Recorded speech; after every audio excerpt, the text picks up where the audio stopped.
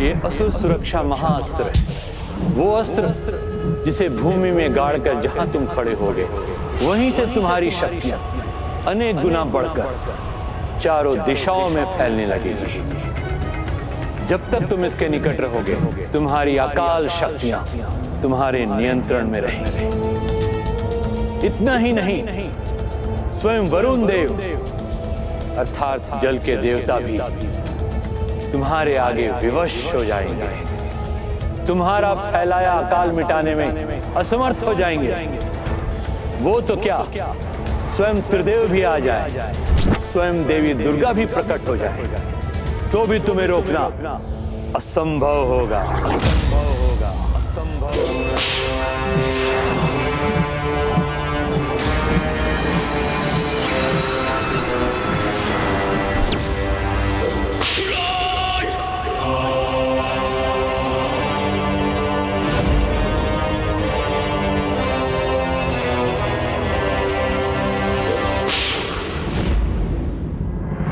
मुझे आभास हो रहा है कि कोई बड़ा कपट जाल रच रही है मायासुरा से, परंतु मैं ज्ञात नहीं कर पा रहा हूँ कि ये क्या है। किंतु प्रभु, अभी तो भोजन का समय है। आज समय है प्रभु, आप भी मन भर कर खाइए और मुझे भी खाने दीजिए। फिर कल युद्ध आरंभ होने के बाद कहाँ अवसर मिलेगा। उचित है, किंतु मैं केवल मोदक खाऊंगा। आपके लिए मोदक ही लाया हूँ प्रभु, अन्य व्यंजन मैं खा लूंगा।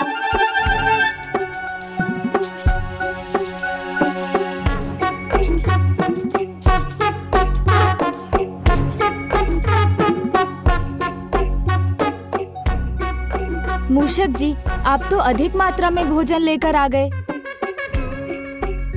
भोजन लालच नहीं, आवश्यकता के अनुसार करना चाहिए।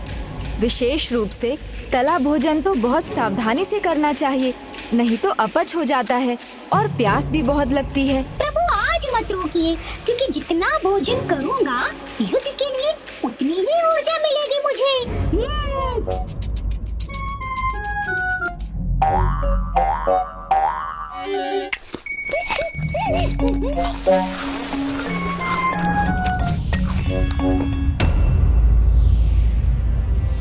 महास्त्र देकर आपने मुझे धन्य कर दिया गुरुवर। कैसे मैं आपका धन्यवाद करूं?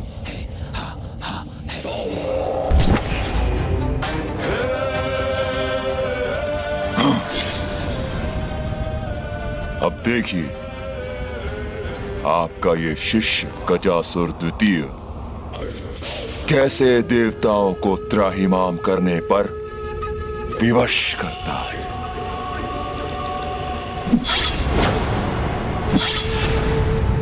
बस इतना स्मरण रखना वत्स, इस महाअस्त्र की ये विशेषता है, इसको क्रियान्वित करने के बाद इसे तभी रोका जा सकता है जब कोई इसे नष्ट कर दे। विजयी भव।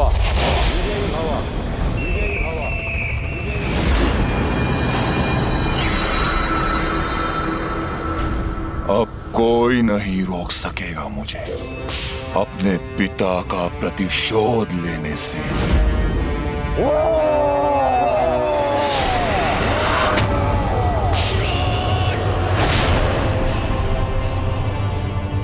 ये कैसी भयंकर गर्जना है इसकी। कहीं ये इस अस्त्र के प्रयोग की तैयारी तो नहीं कर रहा?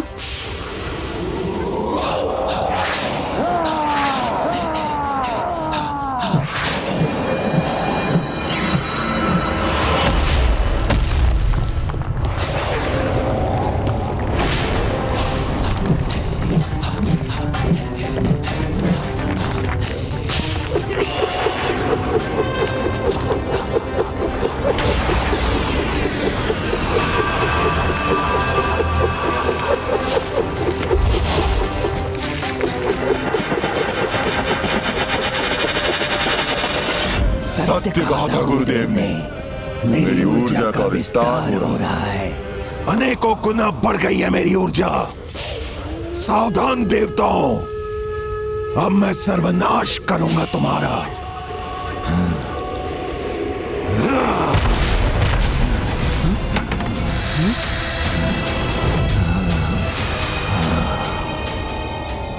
हे माता, ये क्या?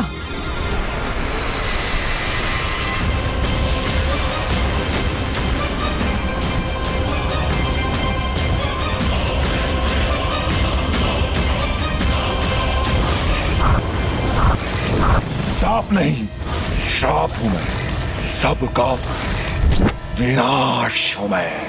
तो मेरी शंका उचित थी। किसी भयानक मायावी शक्ति का प्रयोग कर ये दुष्ट संपूर्ण सृष्टि के सर्वनाश पर तुला है।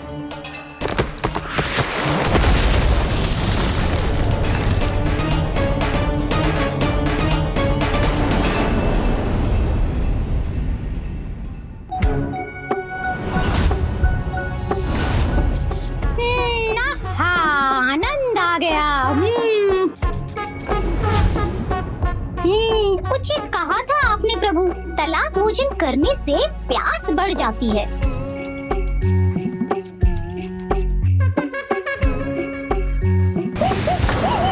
प्यास का तो सरल उपाय है जल।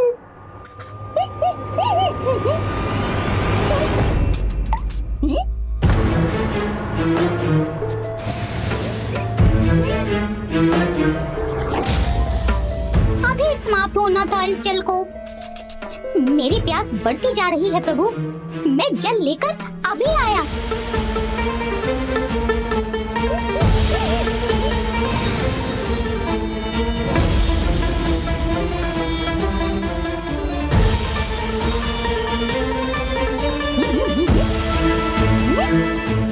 ये सब पात्र तो जल से रिक्त है। जल की एक बूंद भी नहीं है यहाँ, किंतु जलाशय में अवश्य जल मिलेगा। वहीं चलता हूँ।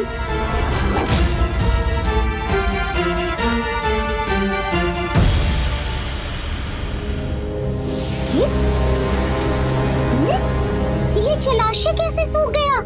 कहाँ गया इसका जल?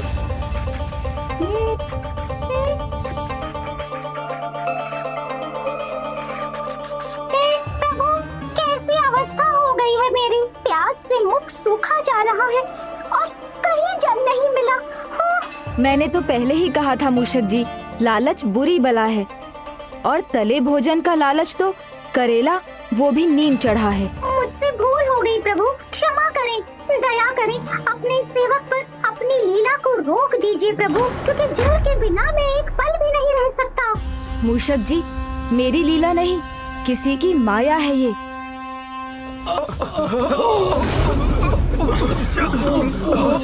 मूषक जी ही नहीं, संपूर्ण देव सेना प्यासी है और जल कहीं नहीं।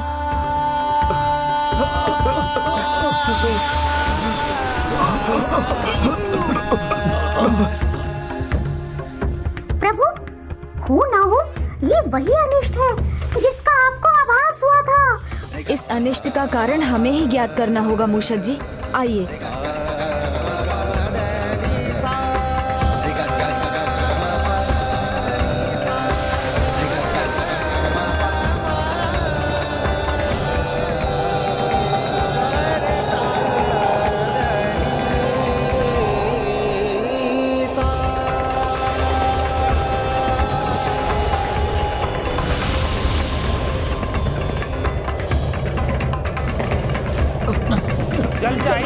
चल चाहिए हमें। ये कैसा संयोग है?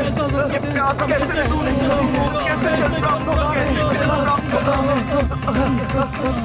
भ्राता,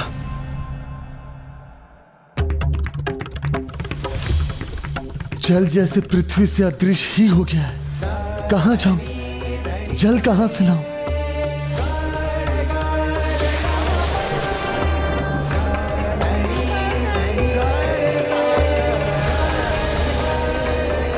ये तो अत्यंत भीषण और विकट स्थिति है।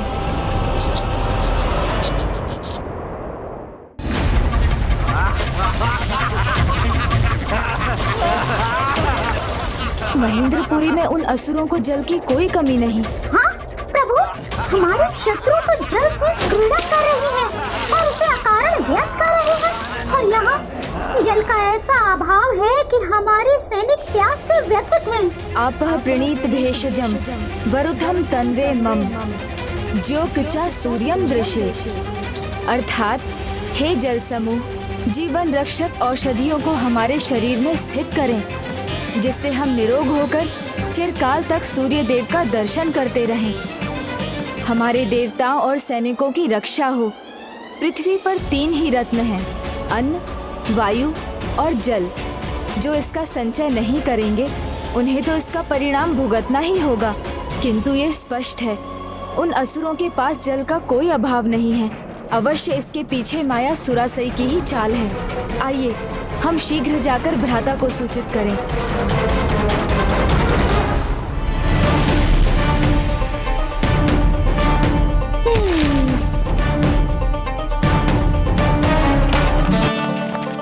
अनुज गणेश, ये किस प्रकार का संकट है?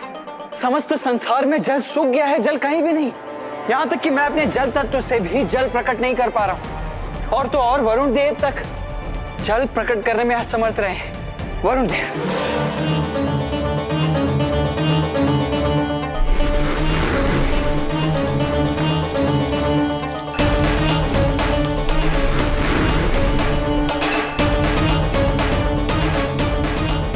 अब आप ही बताइए प्रथम पूज्य, आप ही बताइए मैं क्या करूं?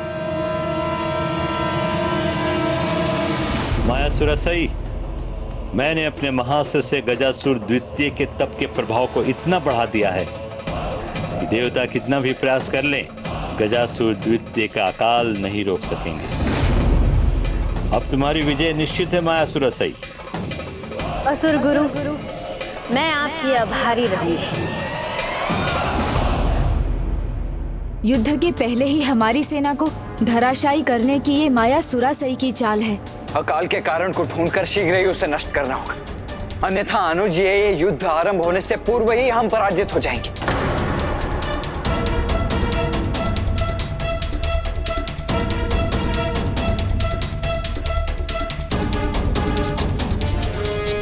एक उपाय है भ्राता। हर आपदा का कोई केंद्र होता है जहाँ से उसका आरंभ होता है और जहाँ उसका सर्वाधिक प्रभाव होता है। यदि हम उस केंद्र को ढूंढ सकें तो इस संकट का कारण और समाधान दोनों हमें एक ही स्थान पर मिल जाएंगे। किंतु हम वो केंद्र ढूंढेंगे कैसे? जिस प्रकार सागर की गहराई सागर में उतरकर ही ज्ञात की जा सकती है, उसी प्रकार किसी भी समस्या या आपदा की शक्ति उसके केंद्र के निकट जाकर ही ज्ञात होगी और इस अकाल के केंद्र की ओर ले जाएगी हमारी प्यास। जैसे जैसे वो बढ़ती जाएगी हमें ज्ञात होगा कि हम उस केंद्र के निकट पहुंच रहे हैं।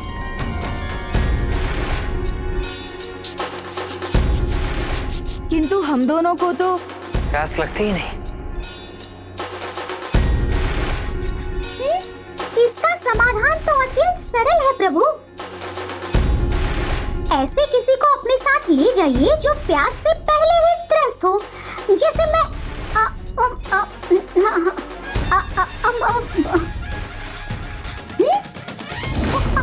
ओहो, ये क्या किया मैंने? अपने पाँव पर स्वयं कुल्हाड़ी पर ही अपना पाँव दे मारा। प्रभु मुझे छोड़ दीजिए, प्यास के कारण बहुत दुर्बलता का आभास हो रहा है मुझे। प्रभु प्रभु प्रभु। इसलिए तो आप मेरे वाहन नहीं अपितु मैं आपका वाहन बना हुआ हूँ मूषक जी। आप तो बस मुझे इतना बताते रहिए कि आगे बढ़ने पर आपकी प्यास बढ़ रही है या नहीं, तभी पता चलेगा हम सही दिशा में जा रहे हैं। अभी तो कुछ पता नहीं चल रहा प्रभु। मूषक जी ध्यान से सोचिए और उत्तर दीजिए। उचित है प्रभु, मेरी प्यास तो वैसी ही है जैसे आरंभ में थी। अच्छा, अर्थात हम अकाल के केंद्र में नहीं कहीं और ही जा रहे हैं। हमें दिशा बदलनी होगी।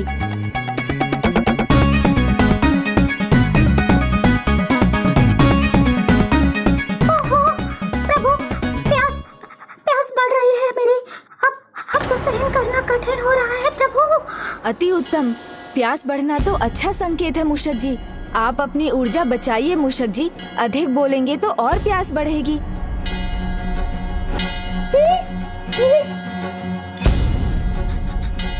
हाँ प्रभु, ये उचित दिशा है। मेरी प्यास कम हो रही है। हाँ। अर्थात ये अनुचित दिशा है। हमें उस ओर जाना चाहिए जहाँ आपको सर्वाधिक प्यास लगे, क्योंकि वहीं इस समस्या का केंद्र होगा और वहीं जाकर हमें इसका समाधान भी प्राप्त होगा।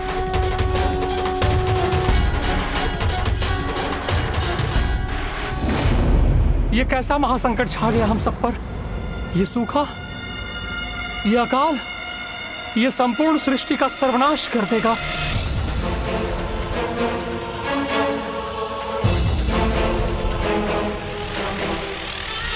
सृष्टि को इस महासंकट से अब वही बचा सकती है, सृष्टि की माता, सृष्टि की देवी, जो स्वयं प्रकृति है, जगत जननी है, माता पार्वती।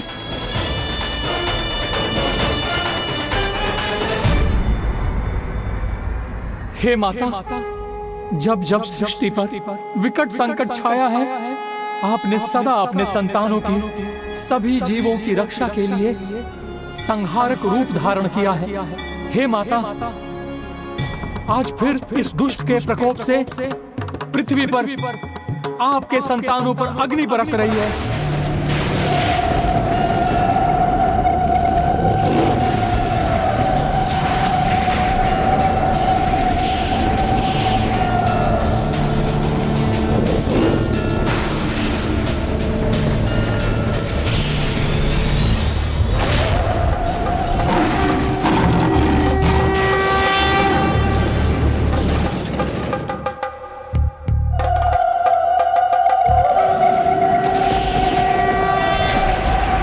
माता अपने देवी उग्रचंडी स्वरूप में आ रही हैं, सृष्टि की रक्षा करने।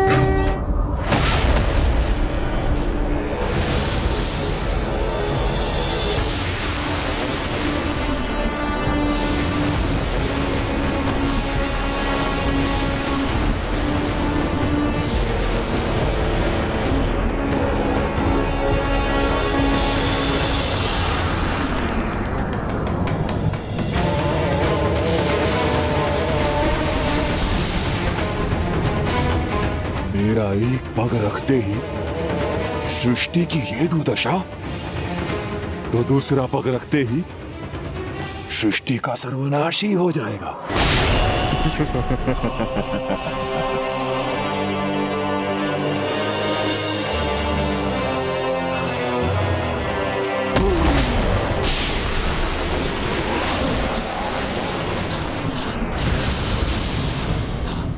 भस्म का ढेर बनेगी ये सृष्टि, फिर ना तो कार्तिकीय शेष बचेगा, न कोई जीव जंतु। बस महेंद्रपुरी के वासी मेरे असुर ही जीवित रहेंगे।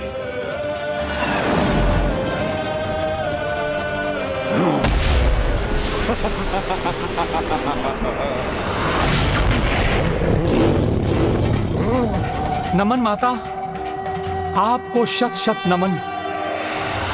गजासुर द्वितीय को गिराने का दुस्साहस किया, गजासुर द्वितीय को गिराने का दुस्साहस किया। देवी यहाँ तो क्या मेरा अंत आ गया है?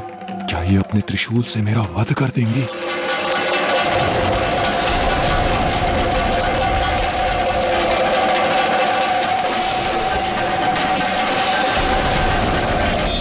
ये असुर सुरक्षा महाअस्त्र, जब तक तुम इसके निकट रहोगे, तुम्हारी अकाल शक्तियां तुम्हारे नियंत्रण में रहेंगी। इतना ही नहीं, स्वयं देवी दुर्गा भी प्रकट हो जाए तो भी तुम्हें रोकना असंभव होगा।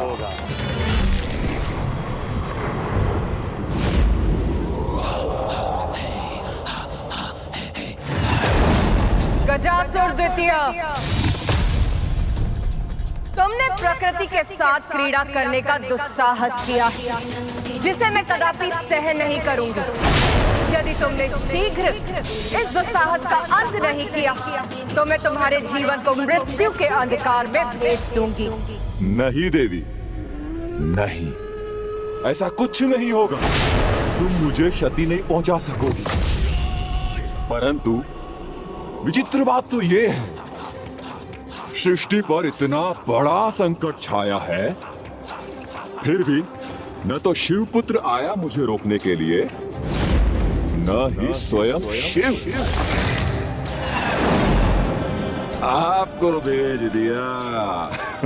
मूर्ख असुर, मैं आई क्योंकि तुम्हारी नियति में मुझसे ही मृत्यु पाना लिखा।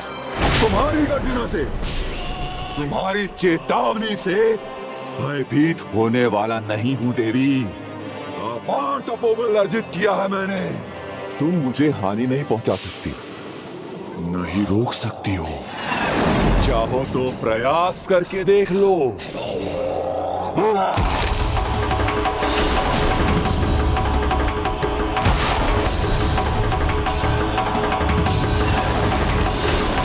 जब तक मेरे पांव यहाँ पृथ्वी पर टिके हैं, ये अकाल इसी प्रकार फैलता जाएगा।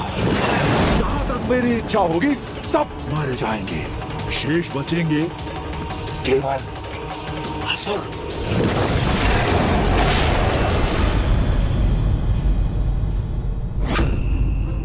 चिंता मत करो सुरापद्मन। गजासुर द्वितीय को रोकने देवी अवश्य स्वयं आई है, किंतु उसके तप और असुर गुरु शुक्राचार्य द्वारा दिए गए महास्त्र के कारण उसे हानि नहीं पहुंचा सकेंगे, अपितु उसकी शक्तियों के निरंतर बढ़ने के कारण सृष्टि की ही हानि होगी।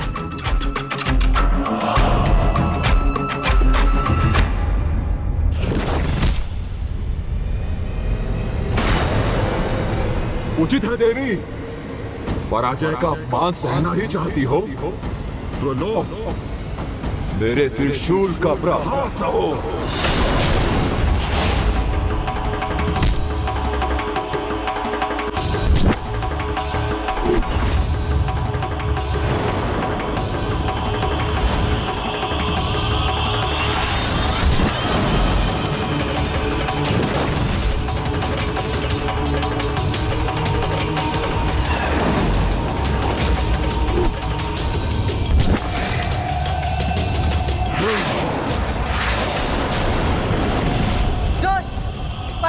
तुम्हारी ही होगी और मृत्यु भी, वो भी मेरे हाथों।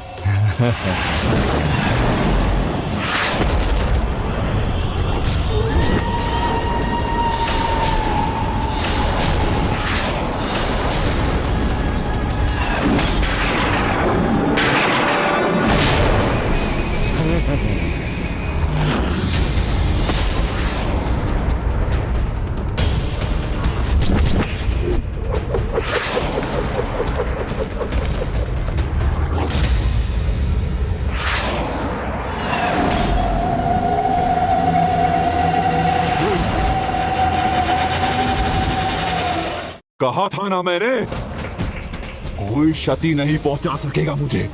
अपना प्रतिशोध लेने तक मैं ऐसे ही विनाश करता रहूंगा।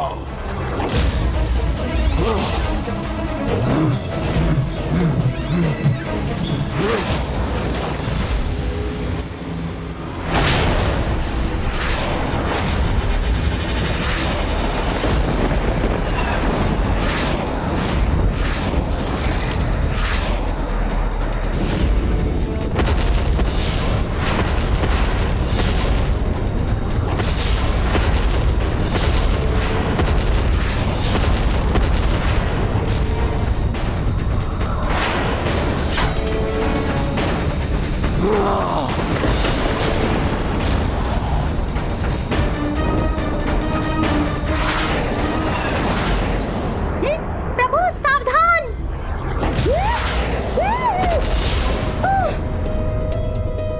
ये तो बहुत अच्छा संकेत है। प्रभु, मेरे प्राण जाते जाते रह गए और आप इसे अच्छा संकेत कह रहे हैं। हाँ मूषक जी, कभी कभी संकट में भी अच्छे संकेत छिपे होते हैं। ये अस्त्र जहाँ से आया है, आपदा का केंद्र वहीं कहीं है, अर्थात हम उचित दिशा में बढ़ रहे हैं, किंतु अब और शीघ्रता करनी होगी हमें। ये कैसा सर्वनाश है प्रभु! एक तो प्यास नहीं बुझी और अब ये युद्ध भी छिड़ गया। प्यास से मृत्यु नहीं हुई तो इस घमासान युद्ध में जाने से अवश्य मर जाऊंगा।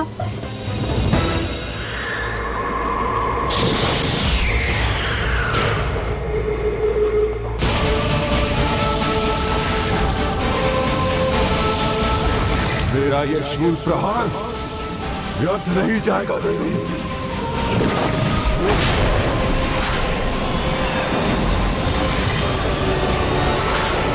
हे माता,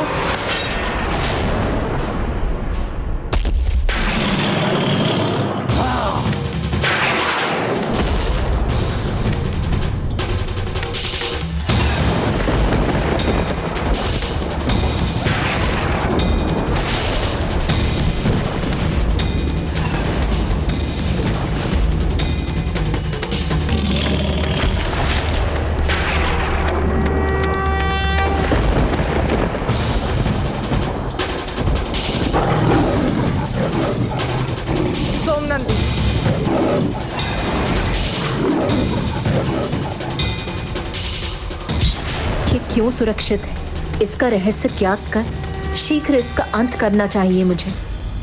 देवी, मुझे दुर्बल समझने की भूल कर रही हो तुम। इस युद्ध में यदि किसी की क्षति होगी तो वो स्वयं तुम्हारी या तुम्हारी सृष्टि की। इसीलिए उचित यही होगा कि अपनी पराजय स्वीकार कर तुम स्वयं यहां से चली जाओ।